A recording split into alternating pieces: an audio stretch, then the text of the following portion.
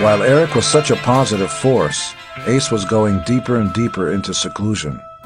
Although he liked Eric very much, he couldn't really hang out with him because Eric wouldn't get high. I became good friends with him. We even, used to have a couple of beers together. Nothing crazy. No. Because he was too afraid to get fired by Paul and Gene, What? So, more and more, Ace went off to Las Vegas with his friends and gambled and drank and drove his fast cars too fast. That's rock and roll. Back home, the band had more time off. Even though we hadn't toured in the States for a full year, we figured we'd make another record first. We decided to work with Bob Ezrin again, the producer who had served as our captain and Svengali for Destroyer. Probably our best studio album. We contacted him, and he decided he wanted to work on a new record with us.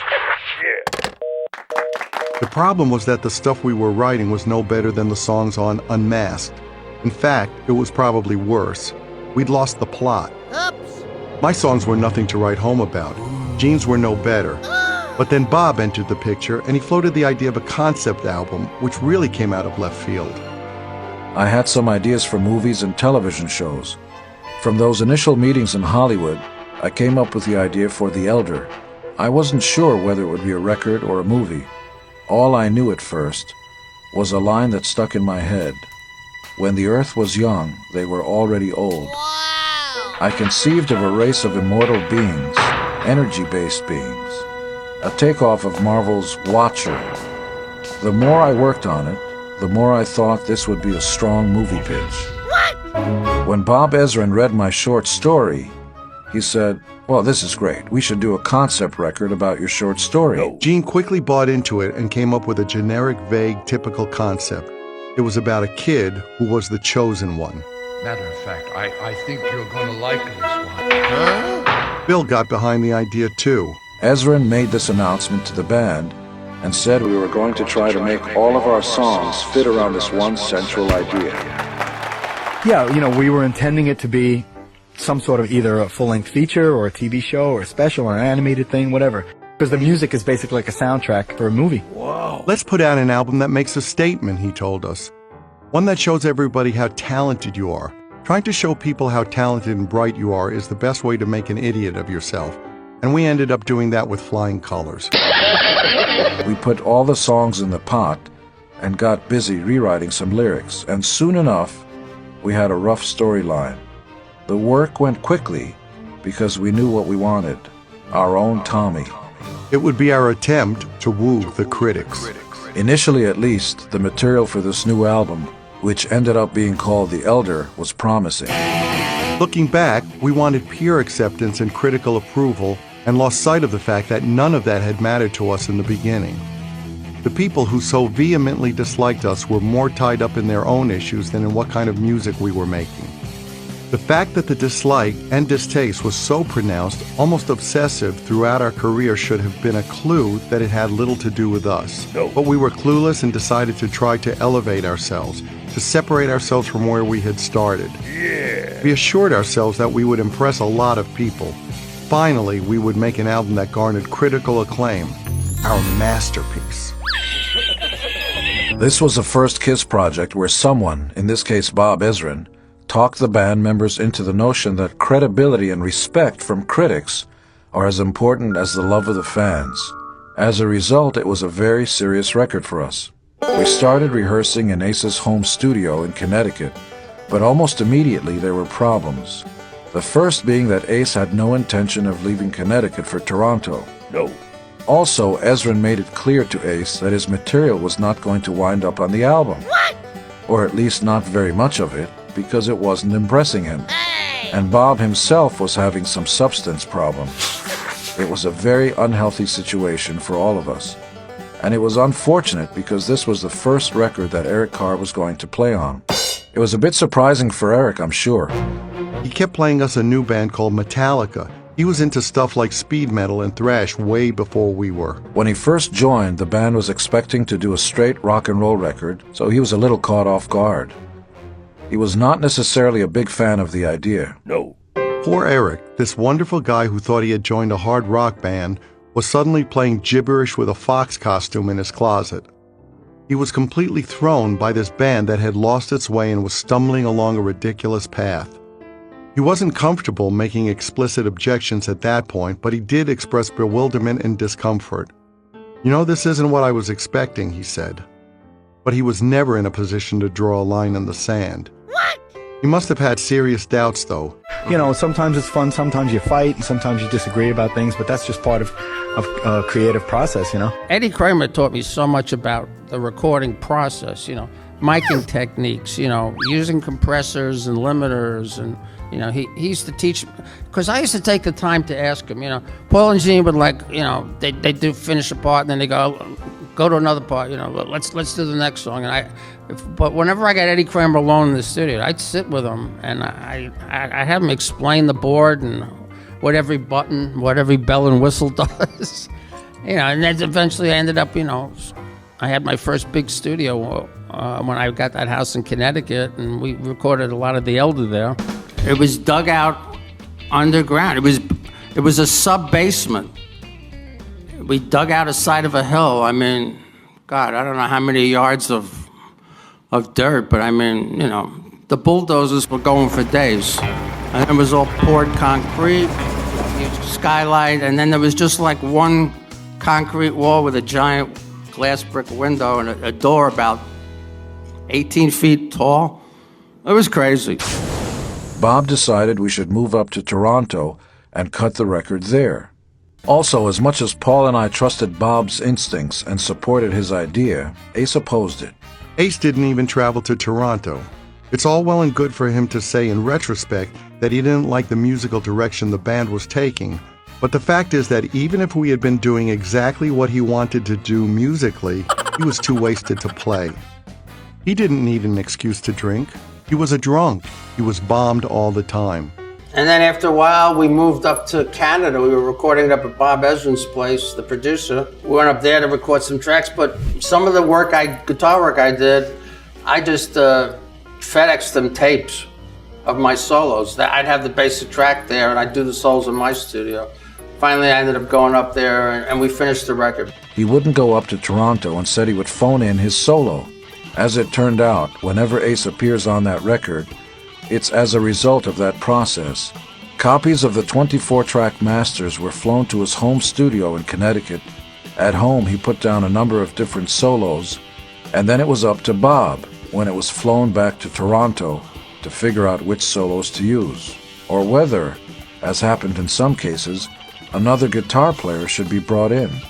A number of other guitar players played because Ace just didn't show up. In fact, a lot of my solos were edited out, and I still have a lot of them, and I may release them further down the road.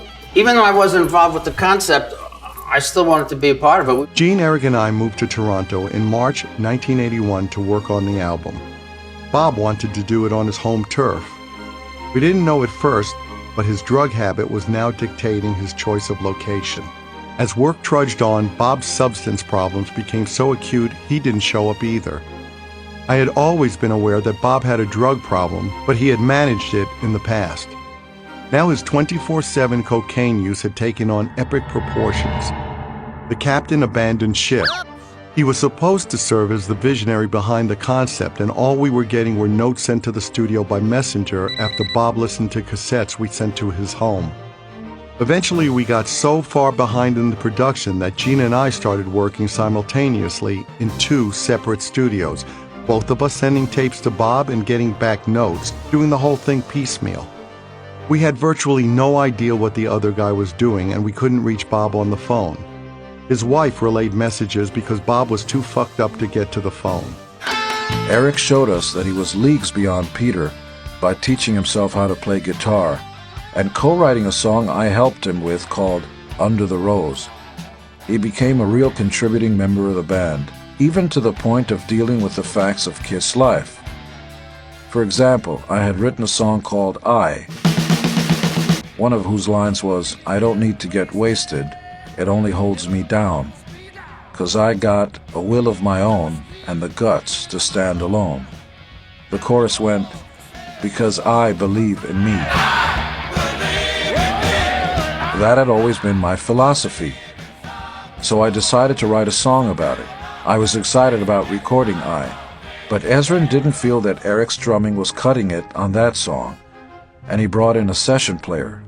With Peter, that would have resulted in major trauma. Eric, though he wasn't happy about it, dealt with it. The songs we recorded had no teeth. We were gumming the music at that point. We had forsaken everything we loved and embraced. We were intoxicated with fame and success.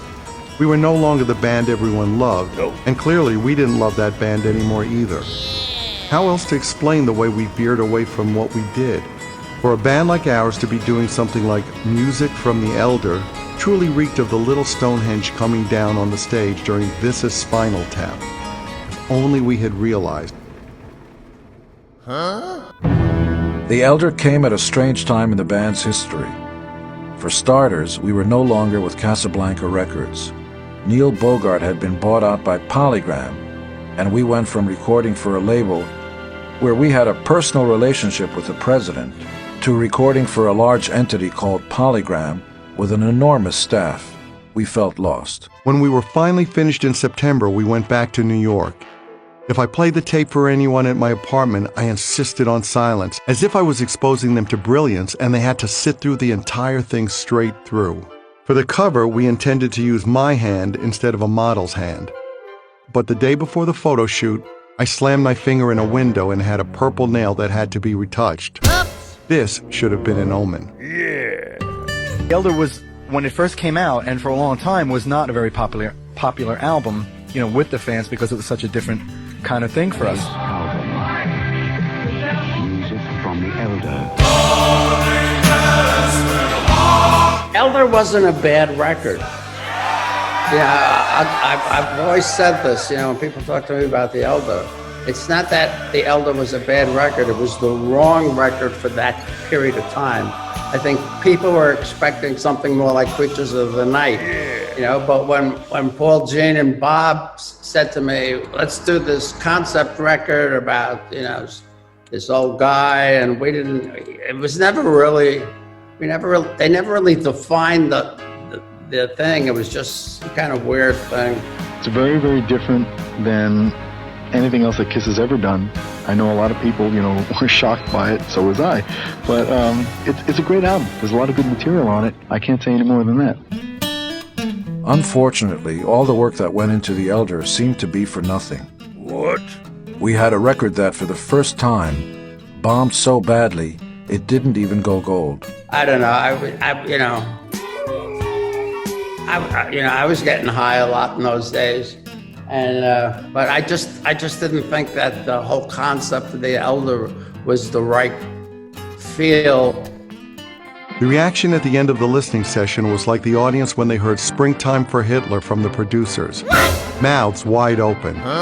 Bye-bye, Tata, goodbye, Gaya. I already knew somehow that it wasn't because the sheer greatness of the album had taken their breath away. No one paid any attention to what I was saying, and of course, the record bombed. And when you look back in history, everybody goes, yeah, Ace was right and everybody else was wrong. But, if you listen to the record today and it stands on its own, it's not a bad album at all. Amazing guitar solos on that record as well. The record label hated the album. It was originally sequenced in a way that vaguely told a story. But that meant you didn't get to anything that resembled a rock song for quite a while. So they made us change the order. As if it wasn't already bad enough, they basically did the equivalent of tearing all the pages out of a book, throwing them up in the air, and then binding them back together again. In preparation for the launch, we also changed our image to accommodate how we now chose to look offstage. We didn't want to have long hair anymore. I had razor-cut hair, a bandana around my head, I still needed to hide my ear, and a necklace that looked like I got it from Chiquita Banana. Gene had a little braided ponytail hanging over his shoulder. Ace was still in the photos even though he had in essence left the band. We were delusional. We had drunk the poisoned Kool-Aid, so to speak. I went into a record store down on 8th Street in the Village the day the album came out in November 1981 and saw a poster for it. I had a panic attack. I looked at the poster and it hit me like a sledgehammer. What the hell have we done? Actually, it sold better than Creatures because it was the next Kiss album. People didn't really know what to expect, so the Kiss fans bought it. And once they bought it and got more afraid of what was happening, you know, I think it turned a lot of fans off for the next album. The group KISS kicks off a 60-city American tour this February. The group dropped out of the American music scene for a while, but we found them gearing up for an exciting comeback. The men in the mysterious makeup disappeared over the past several months. With KISS, it's not so much a case of where are they now, but where did they go? We pretty much left the country 2 years ago. We truly were at a crossroads. We had cut our hair, though we still wore makeup. We had a new member in the band, Eric, and we were trying to figure out what to do in the wake of the Elders' disappointing performance.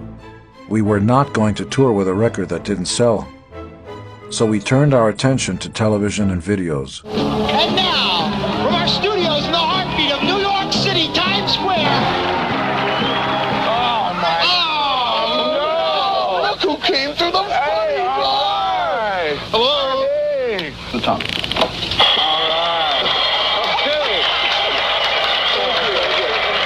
Do you feel much more serious about your work than the critics, or did that hurt you? We always have. We've always been very, very serious about the music. We shot A World Without Heroes, which was co-written by myself, Lou Reed, Paul, and Bob Ezrin, and would later be covered on one of Cher's records.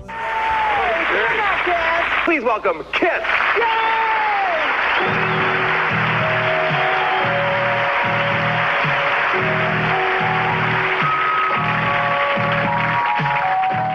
We also shot a video of I, which would have the dubious distinction of charting in the top 10 only in Italy. We did a whirlwind promo tour of Europe and made television appearances. KISS!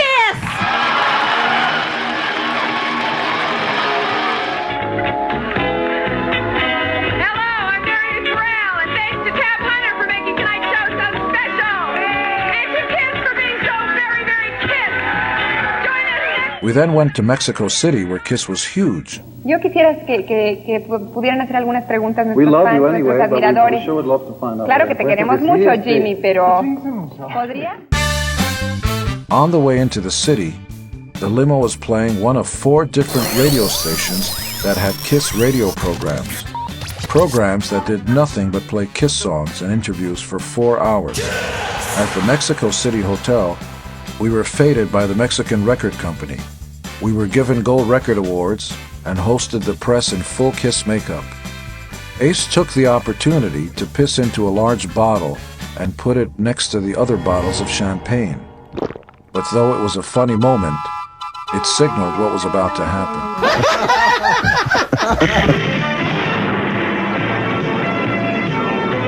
One of the most exciting live performances you can ever go to is a concert by our next guests. KISS! Those guys never had any street sense. And it's not that, it's no fault of their own. You know, Gene grew up in Israel, and Paul grew up in Queens, but he wasn't a guy like me who hung out on the corner candy store and got into fights and, you know, did crazy stuff. So, you know, I always had my pulse on what was going on. And I knew at the time, I mean, I would have bet $1 million that album was going to fail. I didn't want it to fail. All of a sudden now there's been a lot of interest in the album again, and I get a lot of fan mail. Fans come over and they're always talking about The Elder now. It's like, you know, where did this come from?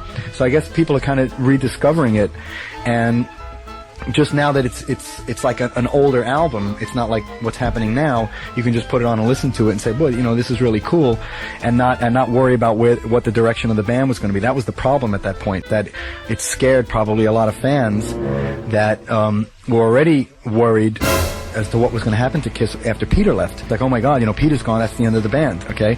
Luckily, they got me, you know, so the band was still together, and then here we come out with an opera, you know, and so the fans are going, oh my God, you know, that's it, the band's finished. When we returned to America, Ace wouldn't return phone calls. We had arranged to be on the Eurovision television show, shown throughout Europe to millions of people. Ciao Italia, ciao Sanremo, ciao Festival, ciao da tutti. Qui siamo allo studio 54 di New York. Here was an opportunity to reach a lot of people and perhaps resurrect a dying record. We scheduled a live broadcast feed of us lip-syncing to I from the stage of Studio 54 in New York. When the clock hit 10, we would be on, live. Ace never showed up. We sent limos and George Sewitt, our security guard, to Ace's home. But on returning, he said Ace was close to comatose. The show had to go on. We performed without Ace, and for the first time and last time, as a trio,